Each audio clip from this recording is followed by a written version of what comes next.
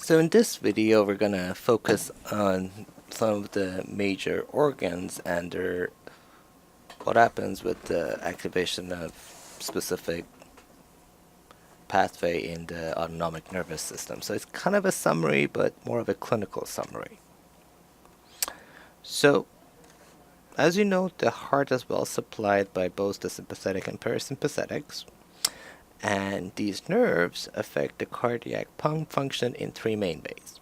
So, one is affecting the rate or chronotropism, affecting the strength of contraction or inotropism, or modulating the coronary blood flow.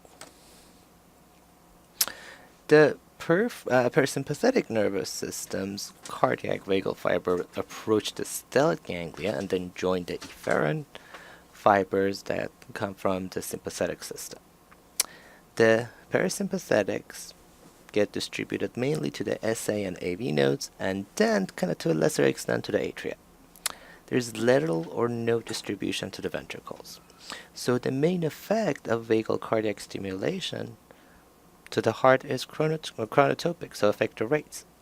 Vagal stimulation decreases the rate of SA node discharge and decreases excitability of the AV junctional fibers, slow impulse conduction to the ventricles. So again, primarily chronotopic. A strong vagal discharge can arrest the SA node. When you block the cholinergics, it can actually double the heart rate without having any effect on the contractility of your left ventricle. So vagal stimulation really releases the left ventricular DPDT, and this can decrease the contractile force by as much as 10 to 20%. So parasympathetic stimulation is not as important in managing contractility compared to sympathetics, it's only 10 to 20% effect, but the predominant effect is on heart rate. The sympathetics have the same supraventricular distribution as the parasympathetics, but they have a stronger representation to the left ventricle. Sympathetic efferents to the myocardium kind of funnel through the paired stellate ganglia.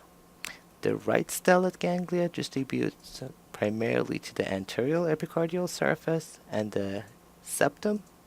The left primarily supplies the posterior and lateral surface of both ventricles. So when you stimulate the right stellate ganglia, you get decreased systolic duration and increased heart rate.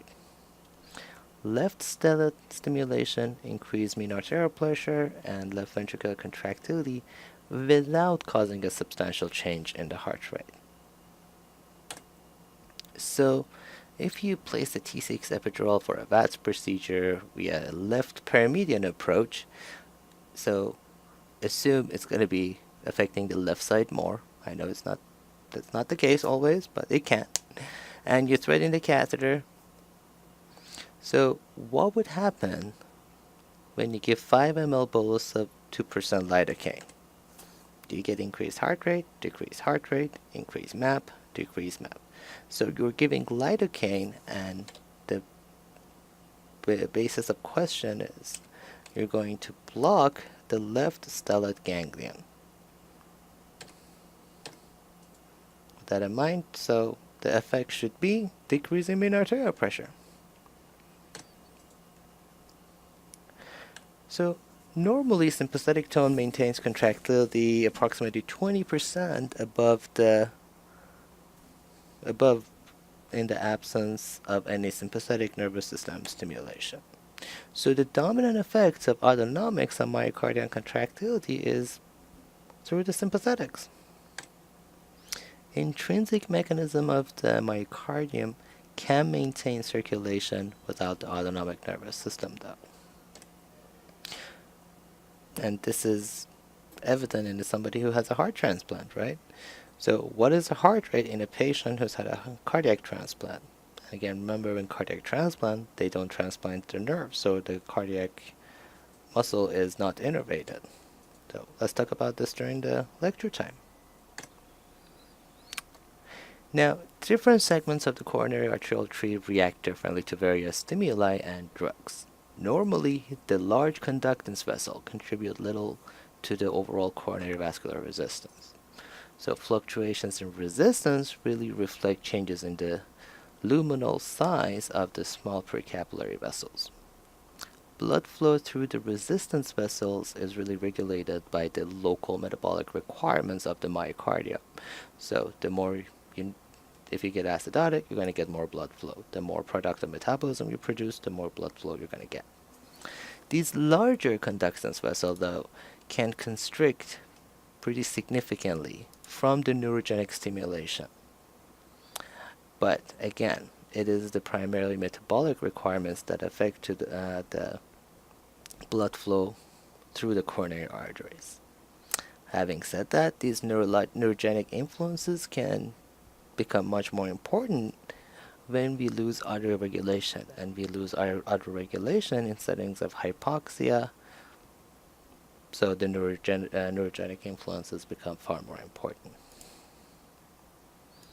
The sympathetic nervous system is by far the most important regulators of peripheral tone. The parasympathetics play only a minimal role when it comes to the peripheral vascular resistance.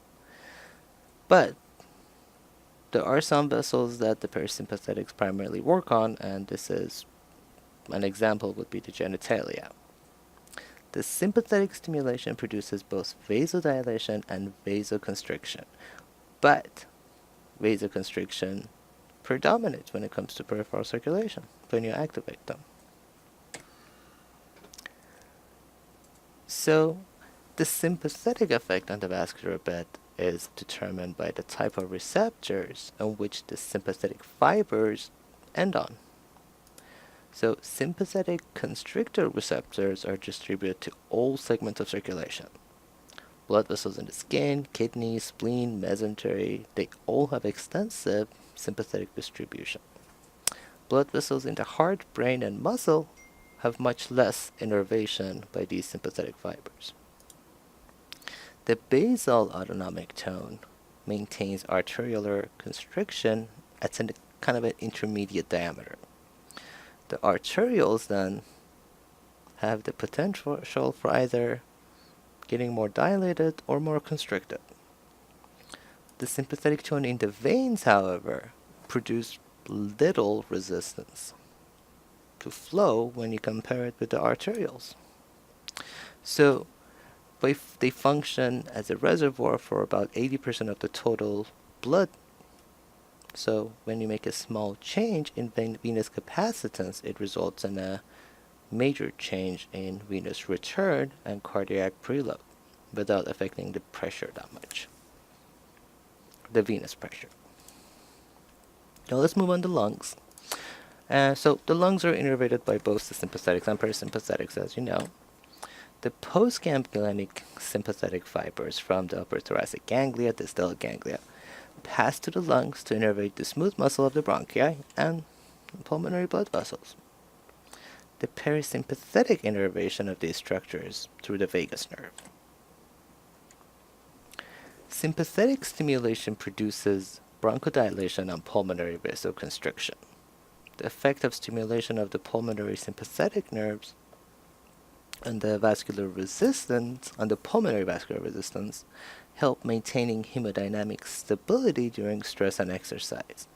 And just because this balances the cardiac output of the right and left ventricle. When you stimulate the vagus nerve, you get almost no vasodilation in the pulmonary circulation. But remember, hypoxic pulmonary vasoconstriction is the local phenomena that is capable of providing much quicker adjustment to the mechanism of decreasing your portion of VQ compared to the autonomics. But both the sympathetic and parasympathetic provide active bronchomotor control. The sympathetic stimulation causes bronchodilation. Vagal stimulation produces bronchoconstriction.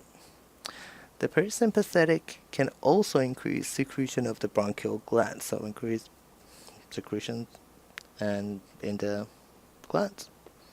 Vagal receptors ending in the alveolar duct also play an important role in the reflex regulation of the ventilation cycle.